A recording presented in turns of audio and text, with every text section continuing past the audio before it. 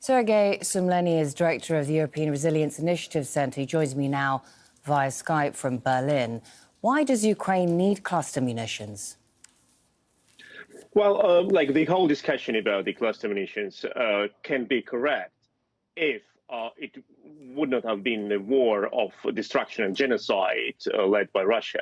So now, it sounds like a discussion between the rich kids if a Brioni suit or a Louis Vuitton suit is better than, let me say, like Hugo Boss suit.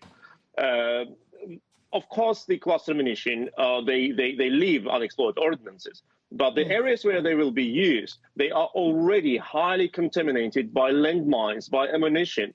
Like the Russians literally mine everything what they can reach. Fields, crop fields, streets, houses they leave, everything. And of course, Ukraine needs these weapons to liberate the territories.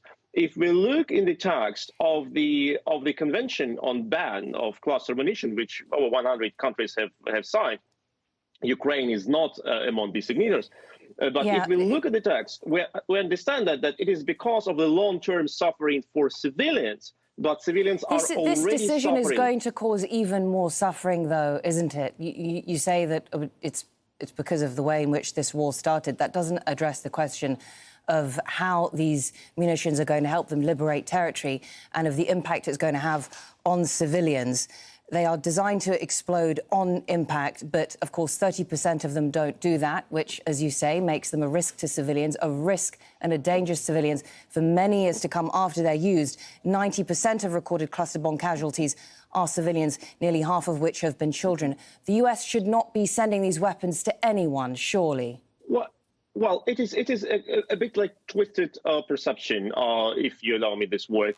Of course, if you use this cluster munition in, let me say, in counterinsurgency fight, in the areas which are densely populated by the civilians and where civilians are not aware of the risk, of course, it increases risk massively.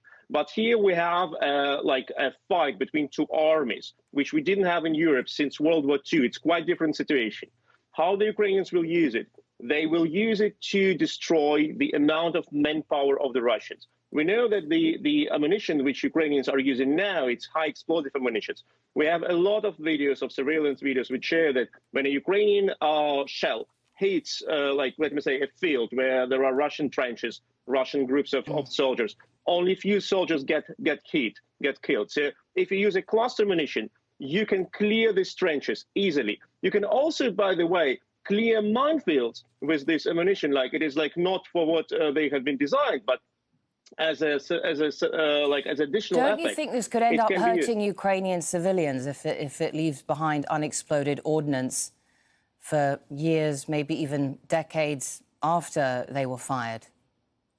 But that is not what should be our concern, because these areas are already highly contaminated. There are thousands of landmines. But why add to that?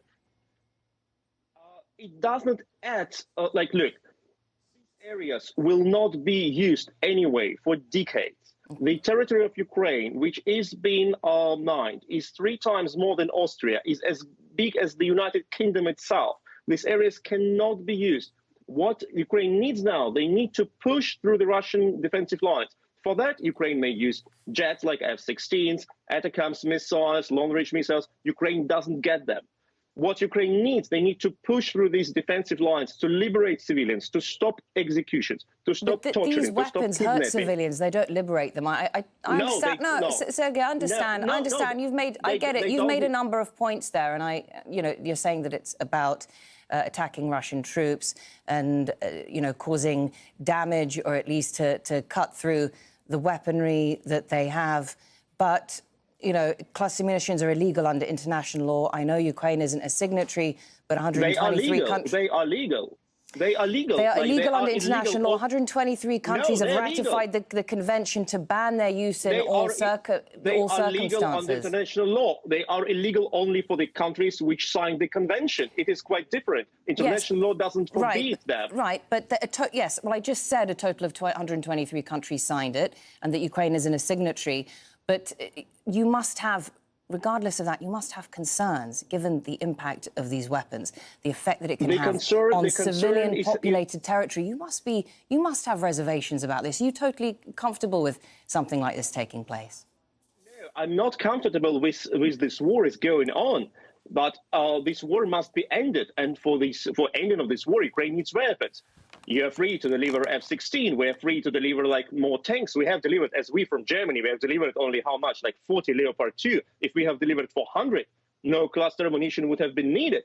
So Ukraine needs to liberate this country so the Ukrainian civilians would not be kidnapped, tortured. Like 300,000 of Ukrainian kids have been relocated forcibly to Russia. It's not clear Russia. if cluster munitions will prevent the kidnapping of Ukrainian children, but for now, I do appreciate, it was good to talk to you, and thank you for sharing your perspective. Sergej Sumlenny joining us there from Berlin. Meanwhile, our diplomatic editor, James Bays, is in